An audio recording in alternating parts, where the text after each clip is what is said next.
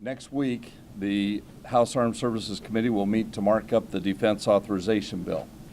Republicans on the committee will use this as an opportunity to introduce our plan to defend America. Our plan is built on the foundation of a few simple truths which have spanned the time of our great nation's history.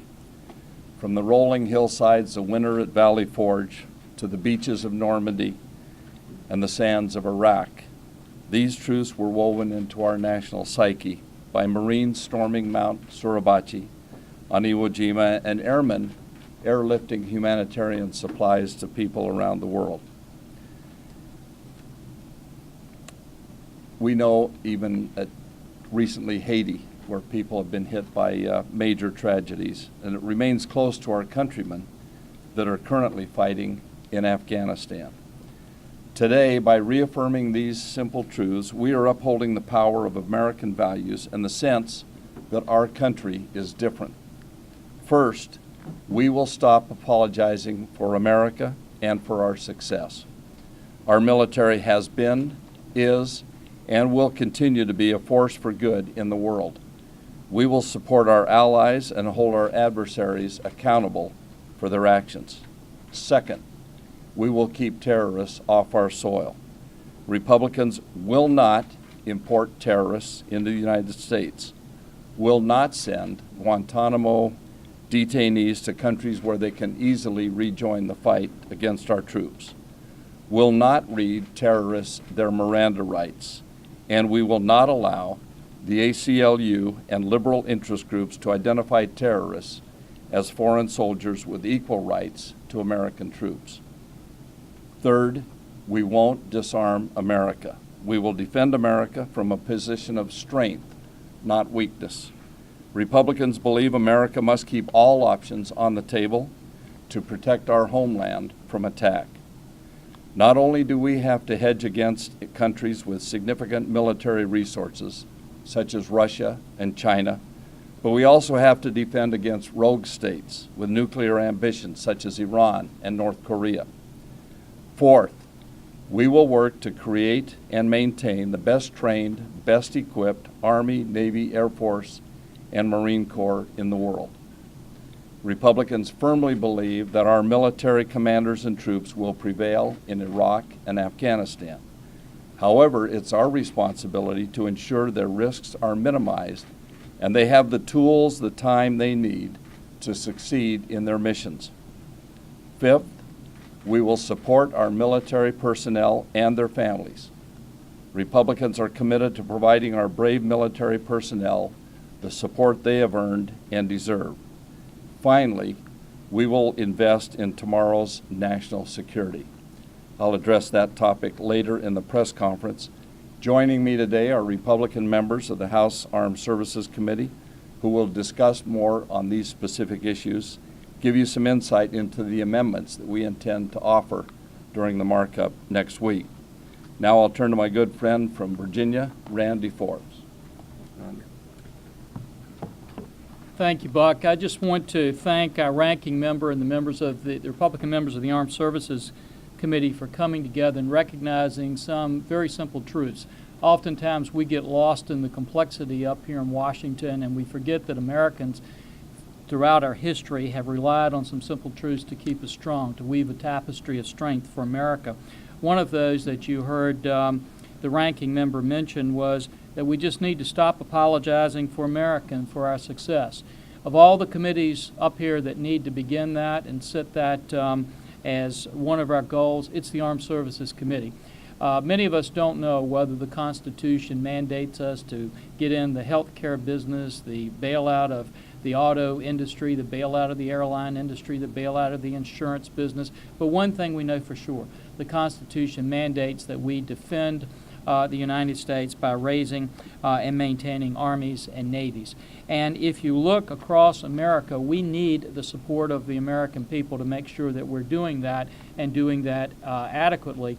And recent polls have shown that a majority of Americans feel that our stature in the world has dropped down based on the fact that we've been traveling around and apologizing for the greatness of America. America is an exceptional country. We don't claim to be perfect, but we do claim to be exceptional. That's why we have a flag that represents freedom across America. We need to lift those standards up. If the world wants mediocrity, they can get it in a lot of places, not in the United States. And one of the areas that's a particular concern to us is Iran.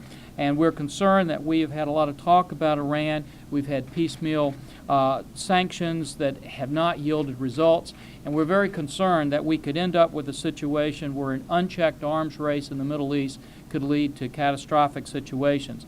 That's why one of the amendments that we'll offer in the markup will be an amendment to require the Department of Defense to develop a national military strategic strategy to prevent Iran from obtaining a nuclear weapon.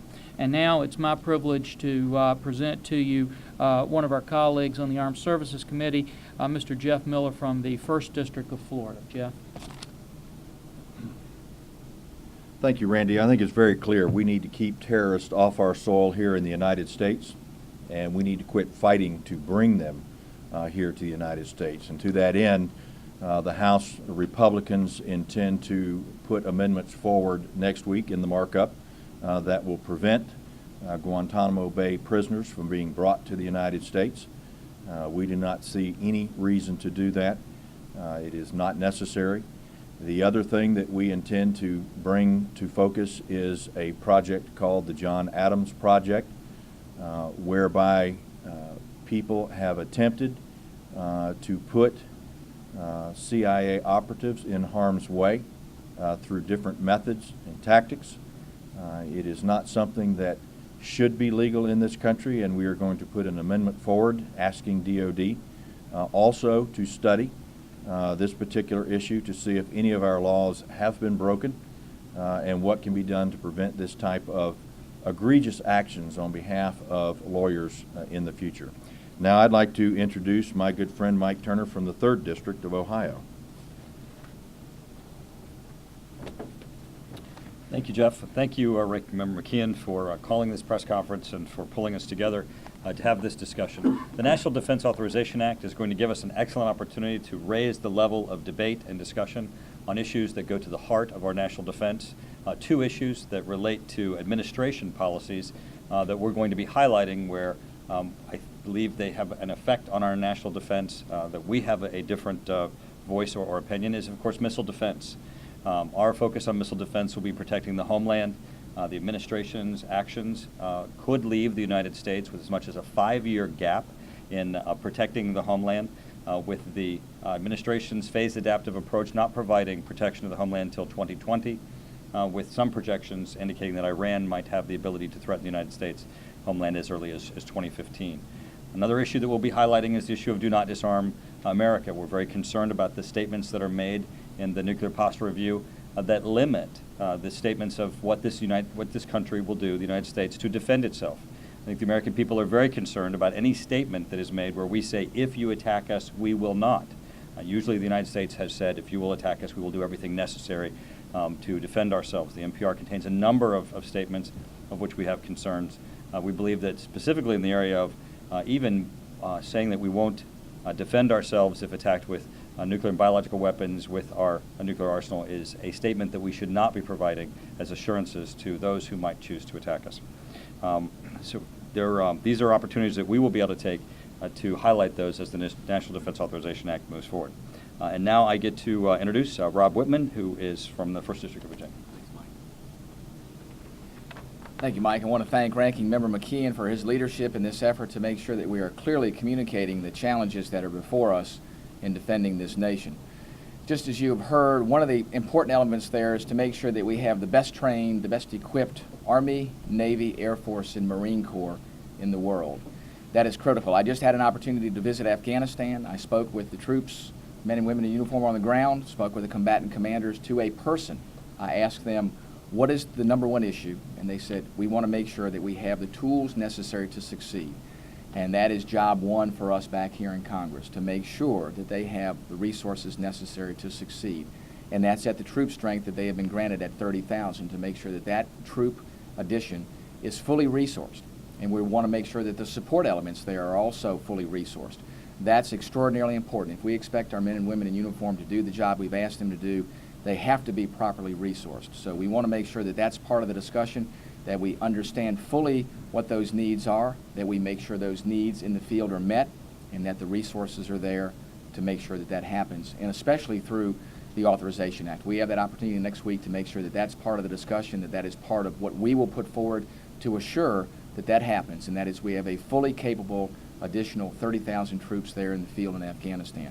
I think that is paramount to this nation's effort to make sure we're successful in Iran and Afghanistan, and especially in Afghanistan, and we owe it to our troops to make sure that that happens. So that will be part of our six-pronged effort to assure that that happens. And at this point, I'd like to introduce Representative Mike Coffman from the great state of Colorado. Mike. One of the simple truths our plan is predicated upon is that our military personnel and their families need the support they have earned. To ensure that support for our service members, Republicans will introduce two amendments to the defense bill related to the attack at Fort Hood, Texas, last November. Republicans believe military families have the right to know the full extent of the findings of the reports on the terrorist attack at Fort Hood. I plan to offer an amendment to require the Department of Defense to publicly disclose the restricted annex to the West Clark review of the Fort Hood attack. The West Clark report's restricted portion does not contain information that warrants being classified, yet it has been concealed and hidden to prevent potential embarrassment. Making the report fully public will provide military families and the American people with a better understanding of why this attack occurred and lessons learned for the future. This should be a bipartisan issue. Military personnel and their families deserve no less than the unvarnished truth. Republicans believe the Fort Hood victims are just as much a part of the war on terror as any other service member in a combat zone and should be treated as such. I plan to offer an amendment to provide combat-related benefits to the victims of the Fort Hood attack.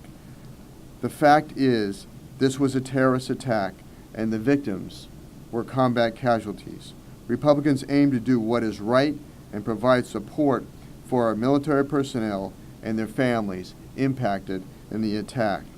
With that, I'd like to return it back to our Republican ranking member of the House Armed Services Committee, Congressman Buck McKeon. Republicans will invest in tomorrow's national security.